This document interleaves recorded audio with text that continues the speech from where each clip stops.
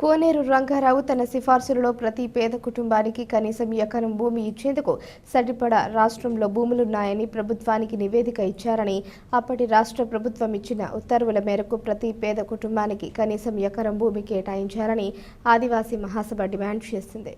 2024లో జరుగుతున్న ఎన్నికలకు సంబంధించి అన్ని రాజకీయ పార్టీలు ఆదివాసీ గిరిజన తెగలకు సంబంధించిన అంశాలను తమ పార్టీ మేనిఫెస్టోలో చేర్చుకోవాలని డిమాండ్ చేశారు.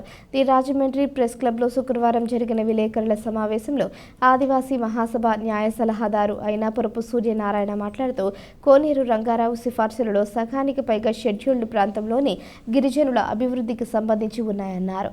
రంపచోడవరం కేంద్రంగా తొలితరం గిరిజన వీరుడు, స్వాతంత్ర సమరయోధుడు కారం తమ్మన్న దొర జిల్లా ప్రకటించాలని, ఏలూరు జిల్లాలోని కేఆర్పురం ఐటీడీఏకు స్వాతంత్ర సమరయోధుడు కారుకొండ సుబ్బారెడ్డి పేరు పెట్టాలని కోరారు.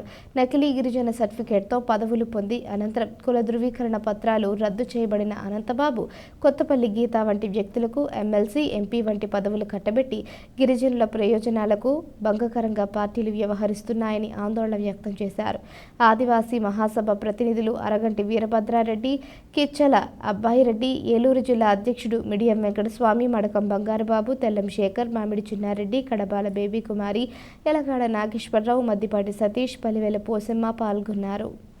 ప్రత్యేకమైనటువంటి డిమాండ్స్ను వారి ఎజెండాలో భాగంగా చేర్చుకోవాలని ఆదివాసీ మహాసభగా మేము డిమాండ్ చేస్తున్నాం. ఇందులో ప్రధానంగా కోనేరు రంగారావు భూ కమిటీ చేసినటువంటి సిఫార్సుల్లో 114 సిఫార్సులు చేశారు. ఇందులో ఎక్కువ మెజారిటీ సిఫార్సులు గిరిజనులకు సంబంధించి ఉన్నాయి. వనవసంరక్షణ చట్టం కాడ నుంచి మొత్తం వాళ్ళ ఎన్టీఆర్ కేసులు ఎంత 3 నెలల్లో డిస్పోజ్ చేయాలని, ఇంకా చాలా వరకు సగానికి పైగా సిఫార్సులు గిరిజన ప్రాంతానికి, షెడ్యూల్డ్ ప్రాంతాల్లో ఉండేటటువంటి గిరిజనుల అభివృద్ధి కోసం చేశారు. అసలైనటువంటి గిరిజనులకు ఇవ్వకుండా ఇలాంటి నకిలీ గిరిజనులకే ప్రాధాన్యత అన్ని పార్టీలు కూడా ఇస్తున్నాయి.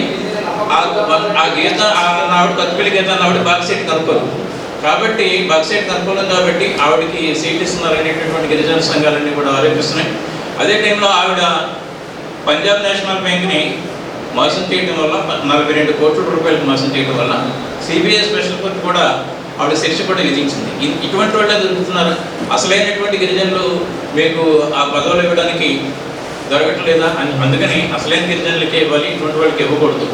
ఎక్కడ చూసినా మైనింగ్లోనే జరుగుతున్నాయి. ఉదాహరణకు రంపచోడవరం మండలంలో నరసాపురం దగ్గర మరి మైనింగ్ జరుగుతుంది. అలాగే గంగవరం మండలంలో మరి భోజబంద అనే గ్రామంలో కూడా మైనింగ్ తీస్తున్నారు, ఇసుక తీస్తున్నారు. కానీ ఈ ప్రభుత్వాలు కానీ, ప్రజాప్రతినిధులు కానీ, అధికారులు కానీ ఎవరు కూడా మరి దీన్ని ఎవరు అడ్డుకట్టేయడం లేదు. అక్కడ ఉన్నటువంటి ప్రాంతం అంతా తుప్పు దూరుతో, అలాగే అక్కడ ఉన్నటువంటి ప్రజలు ఇళ్ళు మొత్తం వేట్లో ఆడుతున్నాయి. అయినప్పటికీ ఈ ప్రభుత్వాలు కూడా ఎవరు కూడా పట్టించుకోవట్లేదు ప్రజల బాధల్ని, కష్టాన్ని. కావున తక్షణమే ఈ మైనింగ్ని ఆపాలని భారత ఆదివాసీ పార్టీ డిమాండ్ చేస్తుంది. ఆంధ్రప్రదేశ్లో భూమి ఎంత ఉంది, ప్రతి పేదవాడికి ఎన్ని ఎకరాలు పంచవచ్చు, ఇవన్నీ కూడా సైంటిఫిక్గా సోషల్ ఇంజనీరింగ్ చేసి కోనేరు రంగారావు గారు ఈచ్ అండ్ ఎవ్రీ కుటుంబానికి కూడా, పేద కుటుంబానికి 1 ఎకరం చొప్పున పంచినా కూడా ఏ ఇబ్బంది లేదు. ఈ రాష్ట్ర ప్రభుత్వానికి కానీ సిఫార్సు చేశారు.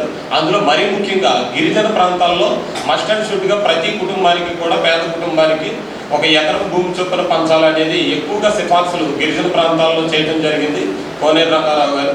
ఆ మేరకు రాష్ట్ర ప్రభుత్వాలు మరియు ఆ స్థానికంగా ఉన్న నియోజకవర్గాలైన ఏజెన్సీ నియోజకవర్గాలు 7 ఎమ్మెల్యేలు, ఎంపీలు కూడా వాళ్ళ యొక్క మేనిఫెస్టోలో మస్ట్ అండ్ షుడ్గా ఈ కోనేరు రంగారావు గారి సిఫార్సులని పెట్టి తద్వారా ఎలక్షన్లకు వెళ్ళాలని మేము డిమాండ్ చేస్తున్నాం.